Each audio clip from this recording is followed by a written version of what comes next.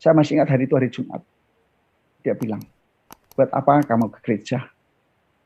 Kamu sudah sholat tahajud setiap malam, sudah wiridin setiap malam, tapi semua tidak didengar Tuhan. Semua sia-sia. Mau jadi apa? Murtad. Gitu. Akhirnya saya berdoa. Saya bilang sama Tuhan Yesus, saya cuma berkata seperti ini, saya tidak minta apa-apa. Tuhan Yesus, aku ada dalam rumahmu. Aku tidak minta kaya. Aku tidak minta uang banyak. Aku cuma minta sembuhkan wanita yang ada sebelahku ini. Puji Tuhan Bapak Ibu Saudaraku sekalian, mari kita terus membantu dan kita mendoakan setiap para murtadin yang barusan saja mengakui dan percaya kepada Tuhan Yesus sebagai Tuhan dan Juru Selamat pribadi mereka. Ya, salah satunya dalam video ini adalah seorang Muslim asal Pati, kemudian berjumpa dengan Tuhan Yesus. Pada saat itu, ya kesehariannya adalah becak, kerja becak, dan untuk mencukupi kebutuhan sehari-harinya. Namun, istrinya mengalami sakit yang begitu dahsyat, luar biasa, akhirnya dibawa ke paranormal ataupun dibawa ke para ustadz untuk mendoakan, tapi tidak ada perubahan. Sampai dengan saatnya ia merasa bahwa tidak ada lagi jalan keluar. Dan ia mengambil satu keputusan untuk berdoa kepada Tuhan Yesus. Apa yang terjadi teman-teman? Saat ini ia boleh memberikan kesaksiannya, dan ini adalah kesaksian yang sangat luar biasa. Jangan lupa subscribe, like, dan share jika video ini memberkati. Mari kita simak video berikut ini teman-teman. Dan dari itulah saya setiap hari bekerja mengayuh becak dari pagi, pulang siang makan, siang nanti balik lagi, pulang sore. Pas dari itulah saya pulang siang dengan membawa rezeki yang lumayan lah dari hasil peras keringat saya becak. Tapi bagaimanapun juga istri tetap sakit, dia tidak mau terima uang saya. Dia tidak mau menerima uang saya, dia mengeluh katanya sakit. Saya sakit seperti ini gimana kan. Dengan penuh belas kasih dia minta saya izin untuk menjadi seorang TKW di Arab Saudi. Nah, dari itu saya mengizinkan mereka ke sana mendaftar dengan persyaratan proposal-proposal yang dibutuhkan, saya turutin dan saya tantangin semua. Semua saya lepaskan kepalanya tapi ekornya saya pegang. Karena saya tidak tega, walaupun bagaimana dia adalah wanita idaman saya. Lantas pas mau di medikal, dicek medikal, ternyata mereka tertolak. Karena dia mengalami hamil 3 minggu. Dari hamil 3 minggu itu tersebut gagallah impian keluarga saya untuk jadi TKW ke Arab Saudi. Dan berjalannya waktu, lahirlah anak saya yang ketiga yaitu laki-laki, cowok. Tapi karena istri sakit, jadi dia tidak bisa memberikan air susu pada anak saya. Karena air susunya yang keluar bukan ASI, tapi sesuatu hal yang menjijikkan sekali. Yaitu sebuah darah dan nanah. Ya terus terang maaf sekali saya waktu itu. Lantas saya setiap hari bekerja becak dengan beli susu yang paling murah produksi dari Jogja. Mungkin bapak-bapak udah tahu, sudah tahu lah susu paling murah susu apa.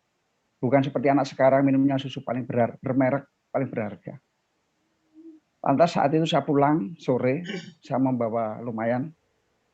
Dia sambil ngasih susu anak saya, dia menangis.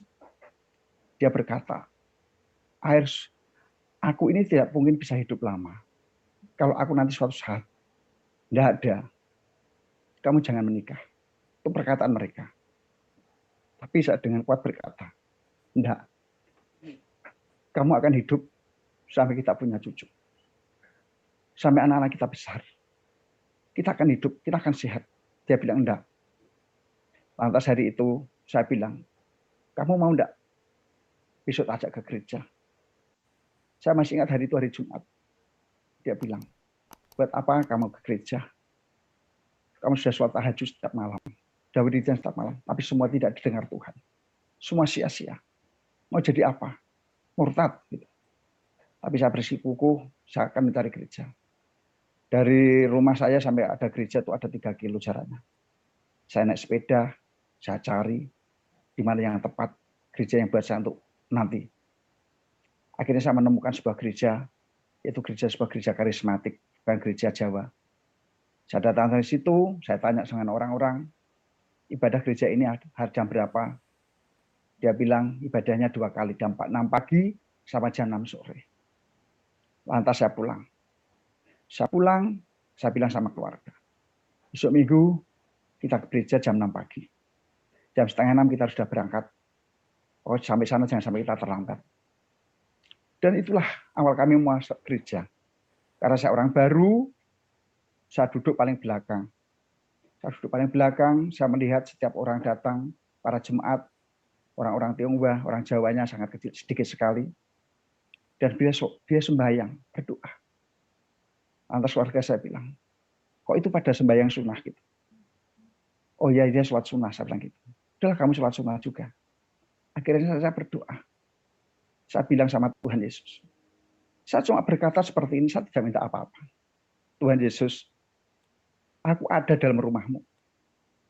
Aku tidak minta kaya. Aku tidak minta uang banyak. Aku cuma minta sembuhkan wanita yang ada sebelahku ini. Kalau dia sembuh sehat, anak cucuku akan kubawa ke sini untuk mengenal dan menyembah. Dari itulah waktu terus berlalu. Di minggu ketiga saya juga datang lagi. Di minggu ketiga saya datang lagi, saya ibadah. Saya datang ke gereja naik angkot. Dari 3 datang lagi, di situ kalau sekarang saya mengenalnya dengan istilah atarkol. Doa dipanggil ke depan. Dari doa dipanggil ke depan itulah ada 3 baris kursi, ya kurang lebih jemaatnya 150-an. Istri saya tak suruh maju duluan, walaupun sebenarnya saya di urutan paling akhir.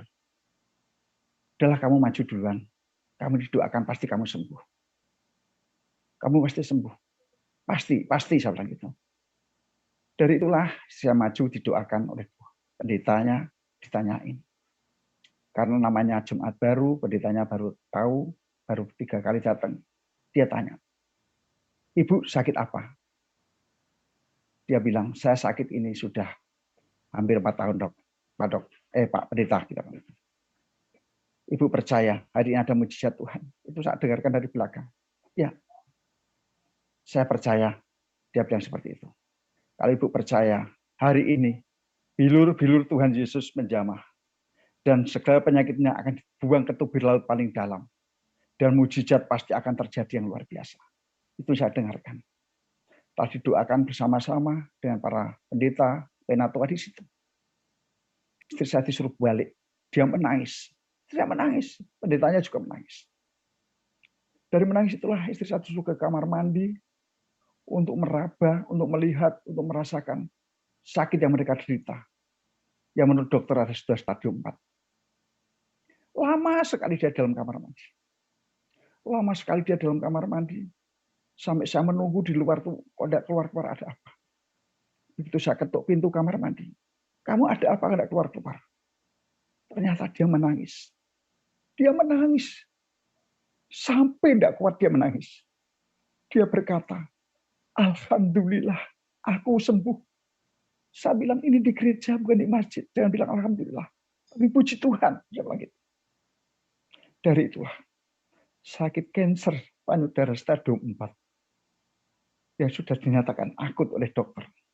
Sembuh lewat kuasa doa yang luar biasa. Ya, puji Tuhan teman-teman. Ini adalah kesaksian singkat dan videonya sangat panjang sekali, tapi saya kayak di sini karena ini sangat luar biasa. Penting saya mau bahas bahwa itulah kuasa dan mujizat yang Tuhan lakukan kepada Bapak ini. Di mana istrinya sakit sudah 4 tahun, dibawa ke dokter dan dokter sudah angkat tangan, tidak bisa apa-apa, tetapi ketika ia beriman dan percaya kepada Tuhan Yesus, dan memang adalah saat yang tepat, ia percaya, sehingga Tuhan Yesus bisa menyembuhkan segala penyakitnya. Jadi, ini adalah bukti nyata bahwa Tuhan Yesus adalah Allah yang mampu melakukan segala perkara. Ya, bahkan orang-orang yang belum pernah mendengar tentang Tuhan Yesus, belum pernah masuk ke gereja, mereka dipulihkan, mereka disembuhkan, dan nama Tuhan dipuji dan dimuliakan. Terima kasih teman-teman, sampai jika video ini memberkati, jangan lupa subscribe, like, dan share video ini sebanyak-banyaknya, biarlah teman-teman kita percaya mereka juga bisa menikmati berkat Tuhan. Kiranya Tuhan Yesus memberkati. Shalom buat kita semua.